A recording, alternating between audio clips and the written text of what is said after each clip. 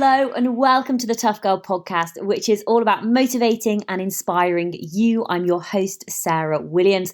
The Tough Girl podcast is sponsorship and ad-free thanks to the monthly financial support of patrons. To find out more about supporting the Tough Girl podcast, please visit Patreon, patreon.com/Tough Girl podcast. All patrons will get their name on a dedicated patrons page on the Tough Girl website. All female patrons $5 and above are invited to join the closed Facebook group, the Tough Girl Tribe. Today, I'm delighted we're going to be speaking with British Olympian Sally Gunnell.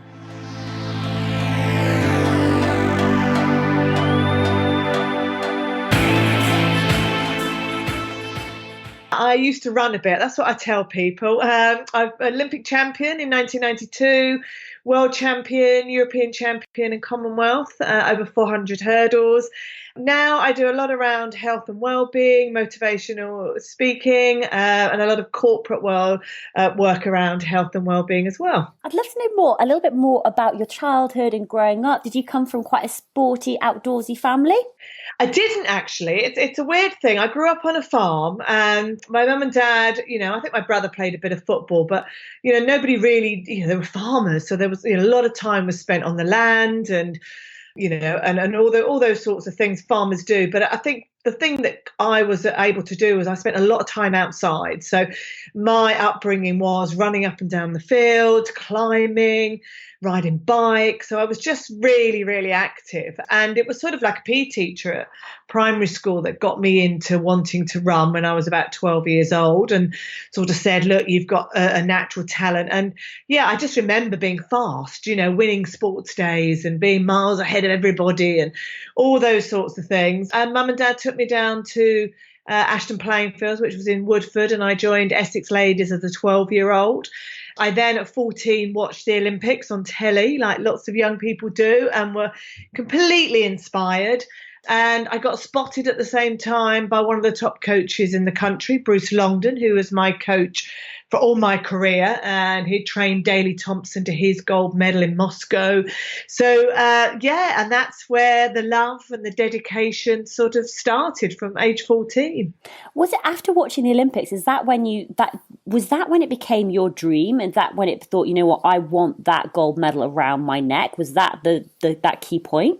I think it was, yeah. I mean, I loved gymnastics as well, and I loved all sport. It wasn't just track and field, but it was the Olympics where, Ovett, Coe, Daley Thompson, and yeah, I was just glued, and I just thought that's what I wanted to do. And, I've always been somebody who always talks about, you've got to know what you want and what your plans are. And I think that was something that Bruce always installed in me from a young age. And I think I always then, when I watched that Olympics, thought, God, that's where I want to be in one day. And I always call it my dream goal. But, I had great people that were around me to allow me to think that big at such a young age. And, it wasn't something that I thought about day in, day out, but I was allowed to think, God, wouldn't it be amazing to go to the Olympics, and wouldn't it be amazing to stand on that rostrum at the top?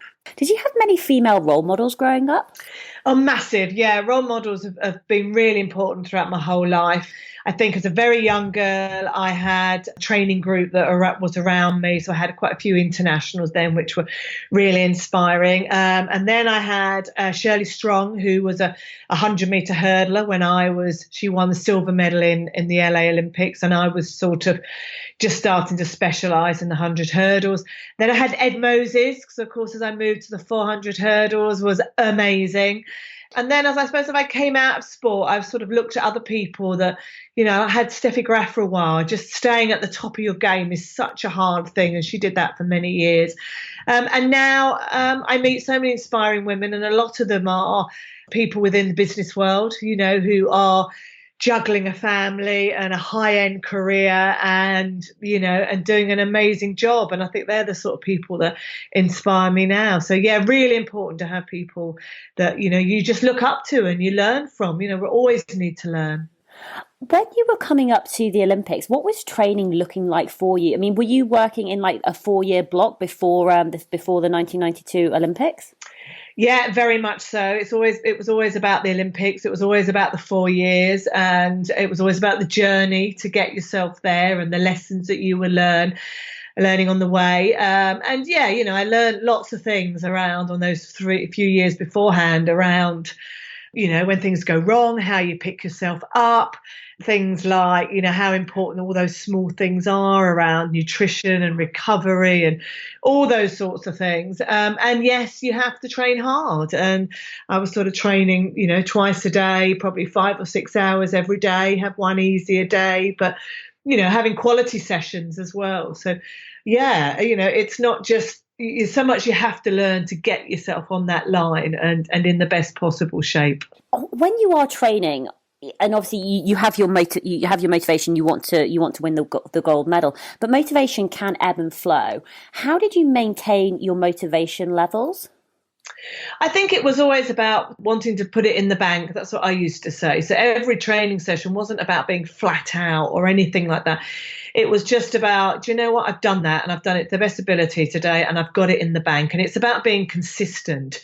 I think that was the key to it all. It was about having, a good few years of consistently doing the work and then, storing it all up. And I think that gave me confidence. Confidence is everything in the world of sport. And, to know that you stood on the line and you've done consistency of the work is such a big, a tick and a positive to get that right mindset. I'd love to talk a little bit about setbacks as well, because and I'm reading this directly from your website because I feel almost awful saying it, but you blew the chance to be world champion in 1991 and then obviously stormed back to win the Olympic gold in 1992. But I'd love to talk about what happened in 1991. Yeah, it was World Championships and I was in the lead. I was in the lead at 8th hurdle and then I sort of panicked because I thought, oh, hang on a minute, I'm in the lead. And then all the self-doubt comes in and, there's some really good athletes around me and the girl next to me beat me in the Europeans the year before that I should have won and, all those sorts of things. And then the perfect specimen of an athlete, Sandra Farmer-Patrick, and as soon as you start having lack of confidence and you worry about other things that are out of your control, I ended up stuttering into the 9th hurdle and Sandra and I sort of clunked over the 10th hurdle and all sorts of things. And I was second. And, and I think the thing that I learned from that was that, it's not guaranteed. You could be in the best shape of your life, which I probably was. And I threw away an opportunity. And why? Because I just had self-doubt and how big a part self-doubt has in our lives, not just within sport, but everything we try and do. And that was really what I always sort of say was the last piece of the jigsaw to add in that sort of final year before 92 was just around self-belief and the mindset and the power of the mind and visualization, all those sorts of things, which, I think before that 91, I just thought it just happened or I worry about it when it does, I need to put it on. You know what I mean? It was just sort of, I think sometimes things that are going to hurt or be a bit scary, you sort of block out. And I think that's what I always did. And I knew that I couldn't do that anymore. And that's why the 12 months before was just, a lot of it was the visualization and working out what it was going to take to win that gold medal. I mean, the mind is actually so important. And I'd be really interested in your perspective on this, because obviously, when you do the training, you're banking it, you're being consistent, you're putting in the work, sometimes, twice a day, easy days, hard days, you're doing all the physical stuff. But the mind is something, I don't know when it started to come in, like the mind over matter and the visualization and all of the mental tips and tricks. When did you start working with like a sports psychologist or somebody to help you get your mind prepared? Or was this sort of stuff that you were having to do maybe a little bit more by yourself? No, we didn't have lottery funding. So, a lot of the team that I had around me was ones that I found myself, which I think is important because they've all got to work with your coach as well. So it's just making that dynamics work. And with the sports psychologist, it was one of those things, there wasn't that many around. It was like, what do you mean? It's a bit like mental health. What do you mean you need somebody to sort your mind out? Just get out there, girl. But I got quite close to David Hemery, who had won the 400 hurdles in Mexico City, years before. And he just said, look, this is one of the subjects that I'm really strong on and I know a lot about, and I'd love to sit down with you. And he was amazing because he just we sat down and we worked out, that piece around, you've got to know what it is you're going to execute. So we worked around what it was going to take and what stride pattern and that real clarity. And then he just taught me around, visualize that every day, find 5 minutes to run that perfect race. And how I did that. And that could be like go for a walk or cleaning my teeth or whatever. And the more that you do it, the easier it becomes. But allow yourself to cross the line, allow yourself to win, allow yourself to feel how that would feel for you and your family and your team of people that have got you there. So just that whole power of the mind, really. And so, yeah, it was a big part. And, you still have to put the work in. You still have to make sure all that side of it is. But just, how important that mind is. And I think over the years, I saw loads of athletes that were so talented, but couldn't deliver on the day. And I think it was always really interesting that, they let it get to you and they let that pressure get to you. And that's what I had to learn to control, really, and just that whole self-belief. I mean, it is a huge amount of pressure. The Olympics, it's not only the pressure that you're putting on yourself, but it's the family, it's your country. You've got billions of people around the world watching you. Could you take us back to your race in 1992 and just run through what it was like in the lead up and then during? Yeah, I mean, I think, the whole lead up, well, I was really confident and, even on the day, I'm absolutely petrified. You can't say, woke up going, right, this is it. But I knew I was in shape. I knew that I could do this thing and I just wanted to do the best that I could do. I think it's really an interesting thing because I think what happens is you start to rationalize what you've got to do, because if you start to think of the magnitude of it, it's massive. And, if you start going, if I don't do it today, then I'm never going to do this. And I think by doing all the mental preparation and that whole visualization, I think the last couple of hours and part of me was going, let's just get this thing over and done with. But I think I learned to, and I'm sure there's a mind term that someone puts in it, but I put it into the right place in my mind. And it was about, do you know what? All you can do is the best. And you're still going to get married at the end of this. Your family's still going to love you, and you'll pick up the pieces and you'll just move on. And that's where I got it to. And that's where I think it allowed me to go and execute what I had to do, because I brought it back down and I just put it in the right place rather than thinking, oh my God, if I don't do this thing now, I'm never going to do it again. And, and you start doing all those sorts of things. And I think one of the other things that David had always taught me was that sort of, that inner chimp that people talk about, and that voice is always going to be there. And it is massive on a day like that. And, that's sometimes the difference between winning or losing. And it's about learning to control that voice. And what he taught me was, don't let those negative thoughts come in. You screw it up on a piece of paper, you throw it out and you say, do you know what? I deserve this. I've trained hard. I've sacrificed things for my life. You're just as good as everybody else, and just go and show them what you're made of. And the more that you can tell yourself those sorts of things, that is the mindset. That is the difference from winning and, getting a silver and a bronze medal or sometimes. Do you ever rewatch your race like on YouTube? Because I do the talks, I show my race quite a lot and I take the medal out and I talk about the lessons that I've learned. And so I do. And it's still really weird to watch because I almost watch it from a third person and I see different things and I watch things that happen in the crowd and maybe the official, still get goosebumps. And I still think, oh my God, am I going to win? Which is crazy. But I do see it quite a lot. But I think it always still astounds me how many people, when they watch it, have tears in their eyes afterwards, and how many people have said, God, I remember where I was on that night. And sometimes that's the best thing, really, of people, remember where they were and they have a story of some bar they were on holiday in, or stuck in traffic. I had quite a few people that were hooting while they were stuck in traffic going down to the coast or something. So, yeah, some great stories. Where do you keep your gold medal? Well, it gets comes around with me quite a lot. So it sort of just gets shoved wherever in the house or in a bag that it's been left in for a couple of weeks before it comes out again. So I don't have a trophy room. I always say you couldn't do through the keyhole in my house. There wouldn't be anything. I sort of keep a few, I don't know, my sports personality and the Olympic torch and a couple of bits and pieces, the Radio Times front cover in the downstairs loo, along with my Got Your Oscar and Mr. and Mrs. clock and stuff like that. So yeah, there's a few odd bits and pieces in the toilet, but that's about it. One of the words you mentioned earlier was sacrifice, sacrificing a huge amount in order to achieve your dream and the Olympic gold. Being an athlete, I'd love for you to share maybe a little bit more about what you did have to sacrifice in order to achieve this, because, everybody can do a lot, but you can't do everything. Yeah, I mean, I think you don't realise how much you sacrifice until you finish and you retire, which is a really strange thing, isn't it?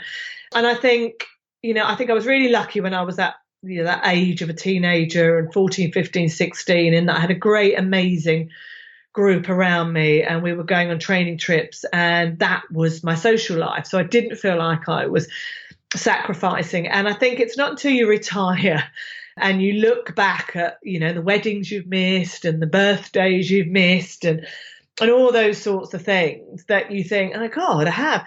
Because I think when you're in it, you don't actually know what you're sacrificing because you've just done it for so many years. It was just the normal life. And I think once you retire, you all of a sudden think, wow, I can go out and party tonight, or, I can go and see friends and I've got choices and all those sorts of things. So I think you don't realise that until you've come out of the sport because you're just so in on it and intense. And it has just been your way of life, really. And I wouldn't want it any different.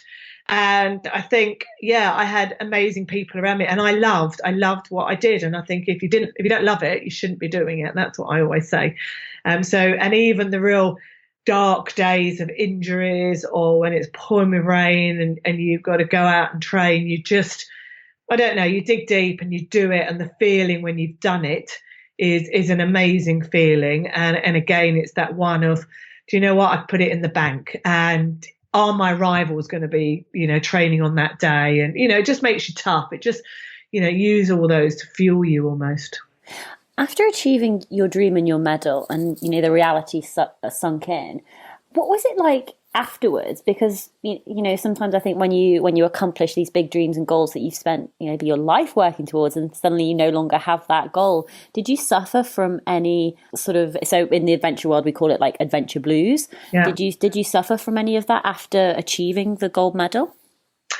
Do you know what? I think, straight after winning the gold medal, there was I set myself the next goal. So the next 3 years were amazing. And, I was on this whole roller coaster. So you didn't have time to celebrate. You didn't have time to reflect. You were just on it the whole time.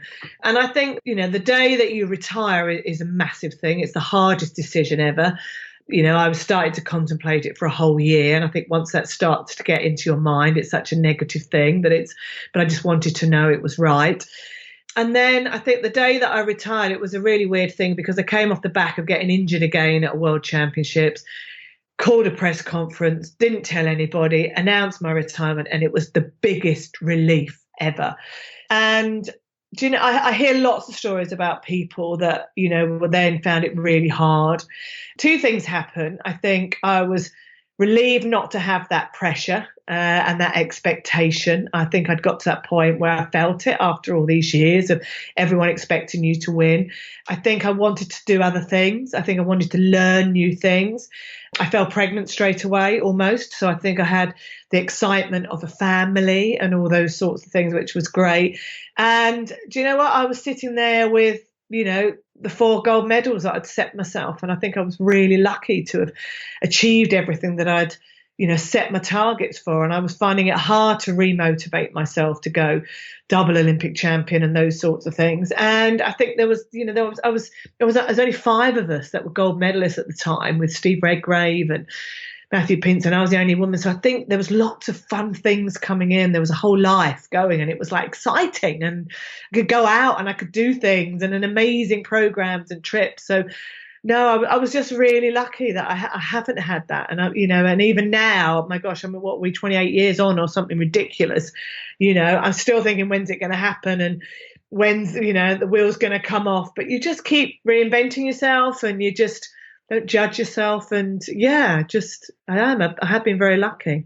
How much does exercise play a part in your life at the moment? Like, I'm assuming you still run.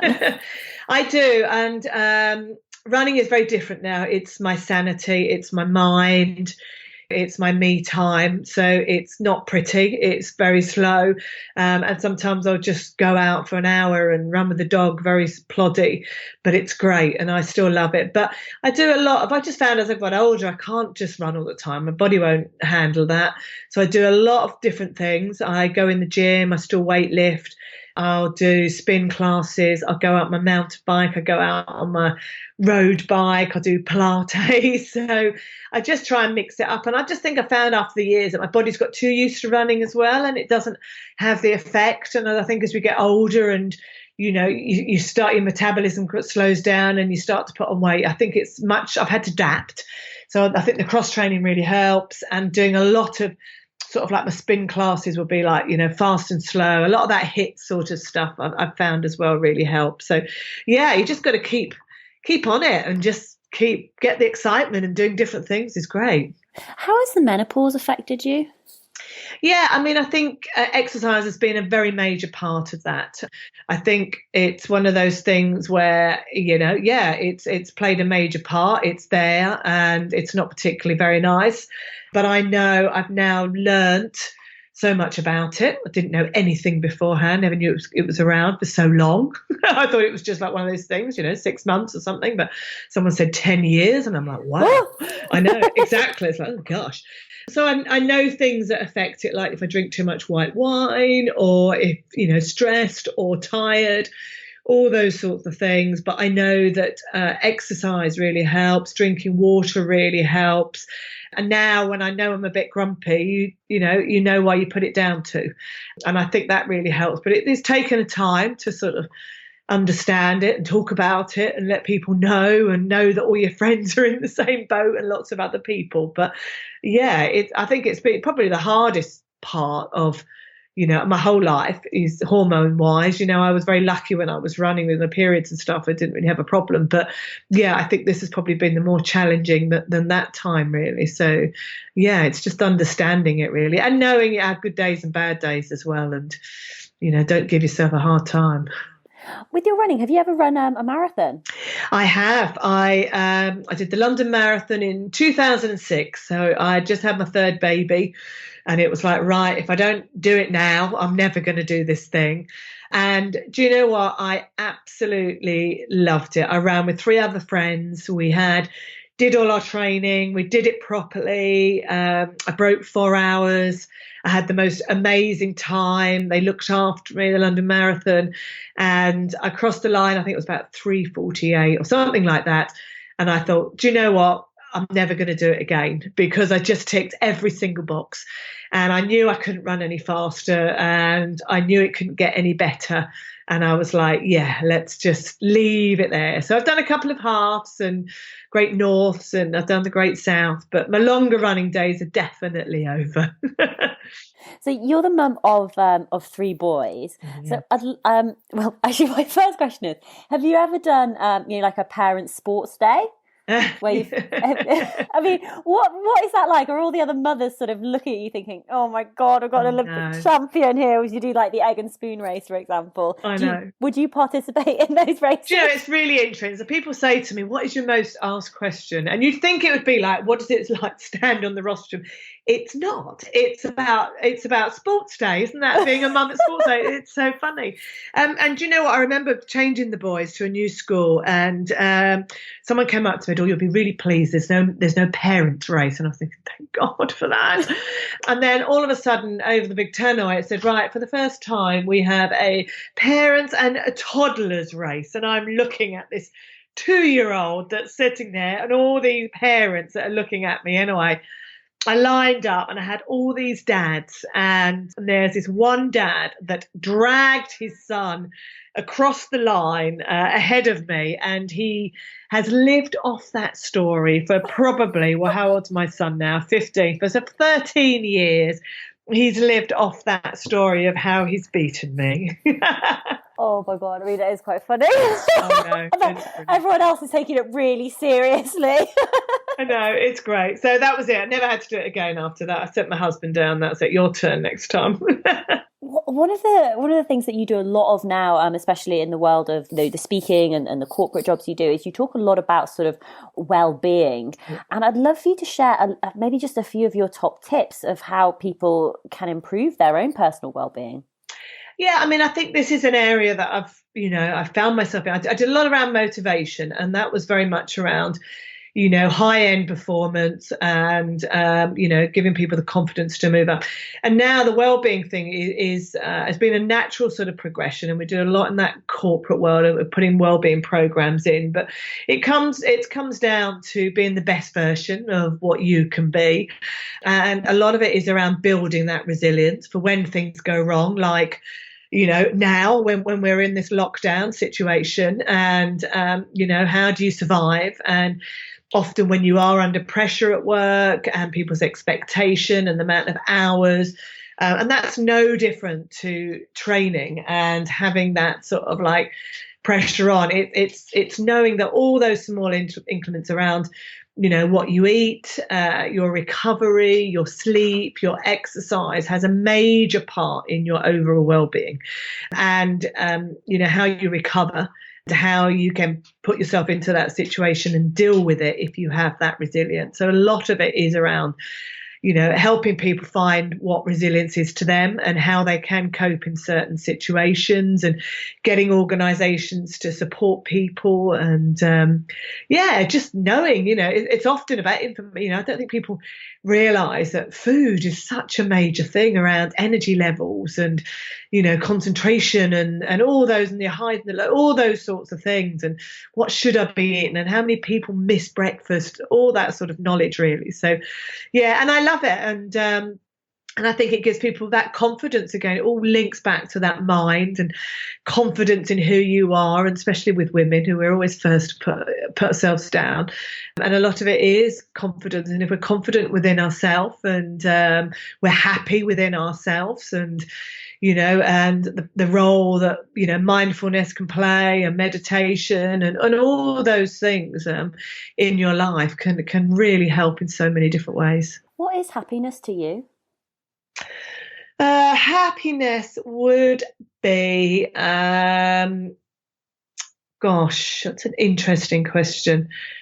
I think it's two things, if I'm allowed to have two things. One is knowing that the rest of the family are happy. I don't like it when they're out of control or not happy or in a situation. So I'm always trying to help everybody, solve everybody, and there's always a way, that scenario. So I think that triggers me off, and that if I know they are, then I'm happy. I think the other thing is, do you know what? I think one of the best things, and we've just moved house and I've got to create this, but it's sitting by my pond, listening to the water, listening to the birds, having my dogs next to me, and living in the now. That was always my happy place. Do you do meditation? I do a form of it. I realised that, we talked about how I dealt with that pressure, and I realised before, in the call room, that what I actually did was a form of meditation around breathing, and that gave me strength within the mind of slowing the breath down. And I never realised until I retired and did a lot around it, meditation and that sort of side of it. And I thought, that's what I used to do already. So I know if I'm feeling anxious, that doing the deep breathing and going for a walk and just breathing in through your nose, holding your breath, breathing in for sort of like 3 or 4, holding your breath for 2 counts, and then out for 4 or 5 is, to me, what I call my meditation, rather than sitting there for 20 minutes or whatever else. I find that really difficult, but I can do, 5 minutes and just being able to put myself into that place and that calmness. And you talked about the importance of sort of food and nutrition. I'd love for you to share maybe a little bit more about what you're eating. Are you paleo, vegan, vegetarian? I can't remember all the different options. There is so many, isn't there? No, I mean, I think to me, it has always been about a balanced diet. That is what I tell everybody. And I know people are into whatever they believe in, and I think that's right. And yes, I eat less meat. Yes, I eat less red meat, but I haven't cut it out of my life. To me, it's about not ODing on one thing.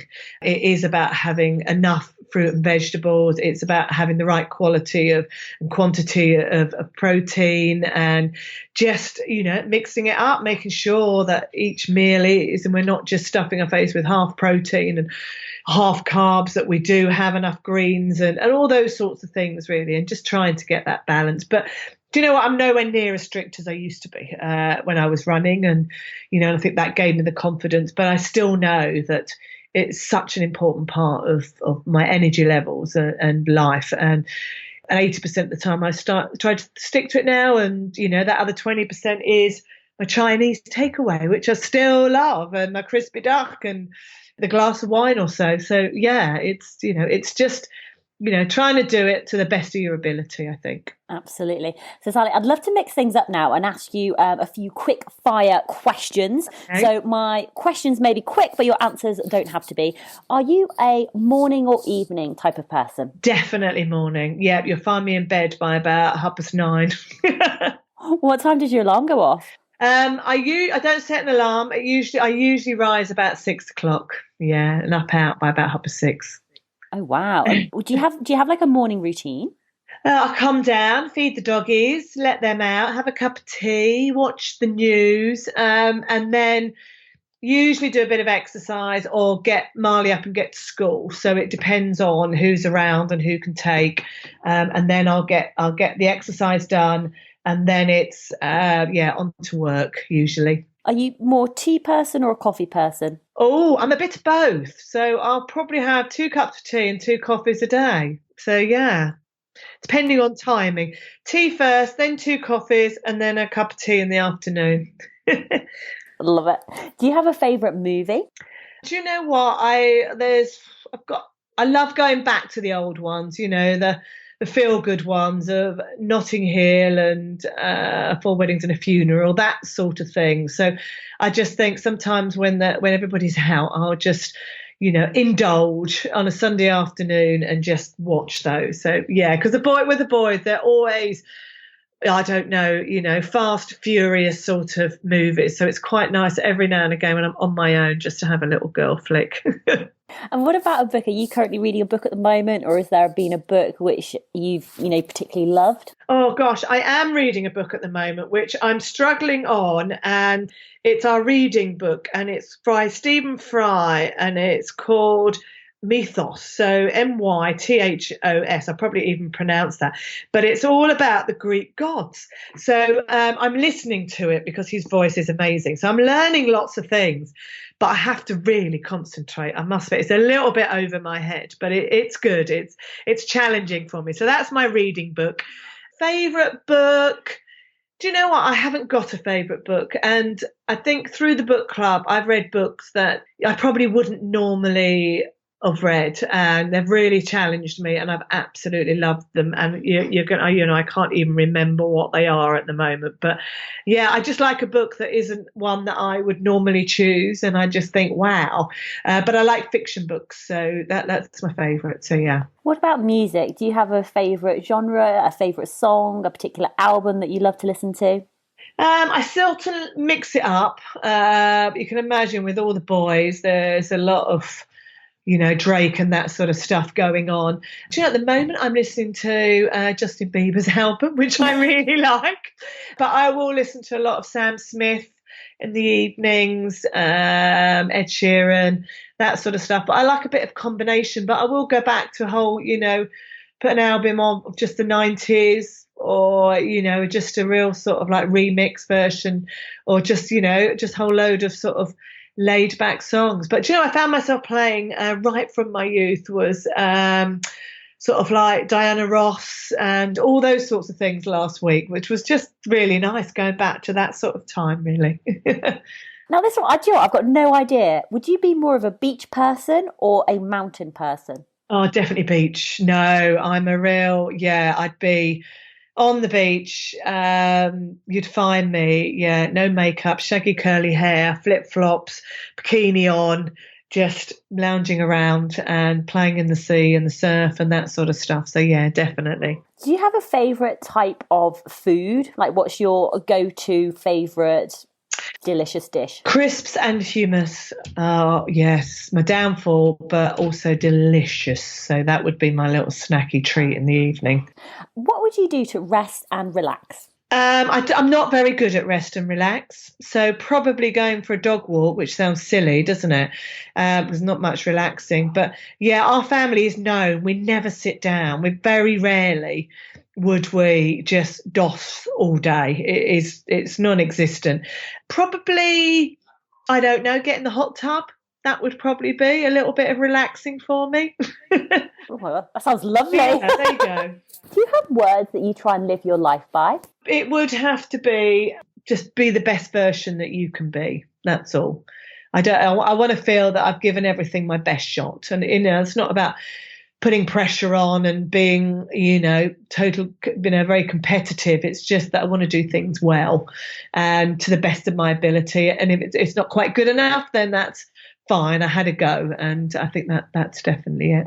Now, so have you started? I just wanted to double check this. Have you started a running club? Is that right? I have, yes. In this sort of lockdown that we have, I mean, obviously, running has just played a massive part of my life every day. I've tried to get either a walk or a bike ride or a run. So running is, and I've just seen so many people out running, and you can tell that they've probably never run before and they don't know what they're doing. And people are asking me for advice and how do I get going? So, yeah, I have. I've sort of started a run club on my social media, and I've just given people 3 sessions to fit in where they can, because obviously we're so limited to where we can run, and different people have different abilities. And I just try to make it fun, really. So there's a bit of a beginners and there's a bit of an intermediate. So I think for the serious runner, there's probably not much in there, but I'm sort of every day doing some warm-up exercises that they can do as part of it. I'm doing things like hill sessions. I'm doing things like interval running, but it can be done. I've done a sort of like a Spotify playlist. So, you take 3 songs and you run a little bit faster to the chorus and then you slow down in between. So just trying to make fun, running fun. Because I think where people go wrong when they run is that they try and do the same loop and they try and run for 20 minutes, half an hour, and you're going to get to day 3 and you're going to be in agony and your feet are going to hurt and you're not going to be able to carry on and you give up. So it's just trying to keep the motivation going for people. And I think if we can get people past the 3 weeks, which is, that's where a habit starts to form, then hopefully, we can get a few more, people running in this environment that we're in, which will be amazing.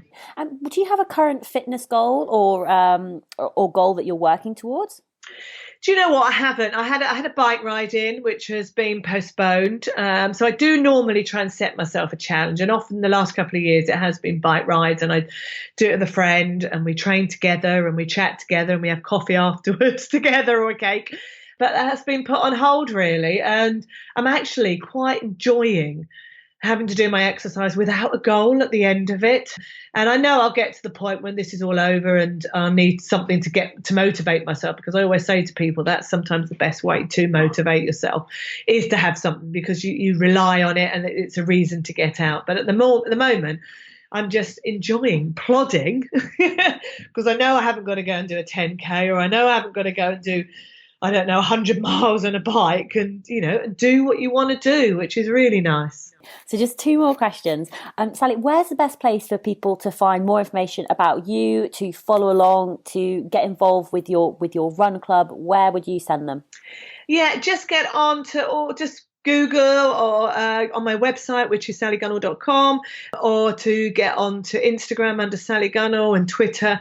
Yeah, I'm on all platforms, and come and join us. Fantastic. And Sally, I'd love for you just to leave our listeners with final words of advice, final words of wisdom for other women and girls out there who want to get fit, who want to get active, who want to get into running. What would you say to them?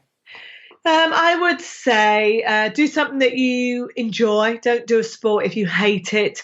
I would say set yourself a goal at some point, a little challenge. Don't push yourself too deep with it, but just something having them. You know you're going to get the best out of yourself, and be kind to yourself and believe in yourself. Absolutely. Sally Gunnell, thank you so much for coming on Tough Girl Podcast to share more about your incredible life and the incredible journey that you've been on. Lovely. Thank you very much. It's been fun.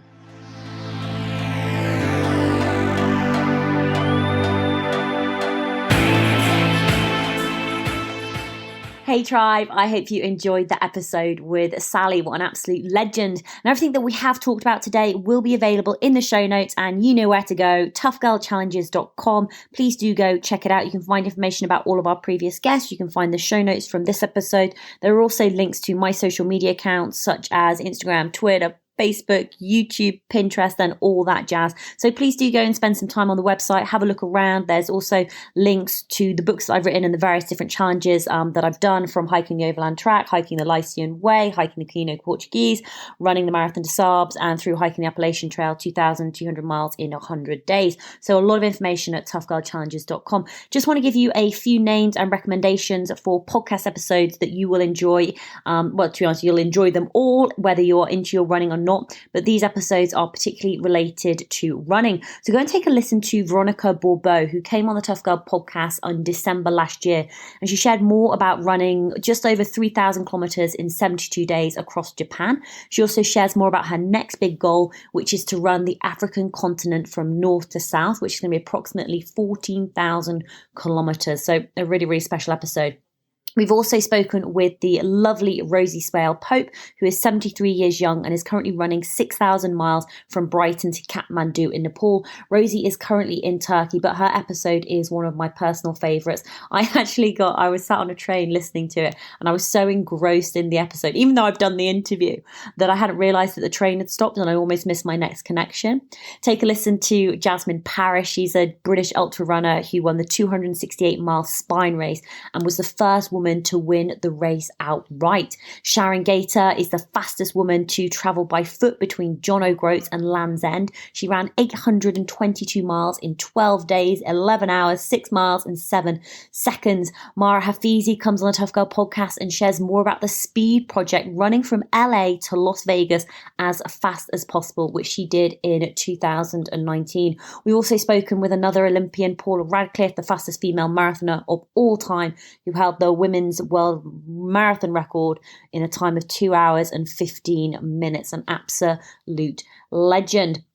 The list does go on. I've got so many more guests that I could mention who are phenomenal runners. So please do go and visit toughgirlchallenges.com and take a listen to all of the back catalogue. The best way to make sure that you don't miss out on any of our future episodes is to hit that subscribe button. And if you haven't, please do leave a review. And finally, I do just want to say a massive thank you to all of the patrons and supporters.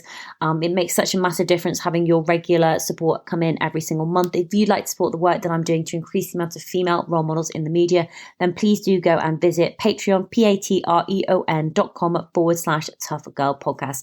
Wherever you are, whatever you're doing, give it your all, give it 110%, and I'll be back with you next Tuesday for another awesome episode of the Tough Girl Podcast. Lots of love, and I'll speak to you soon. Bye.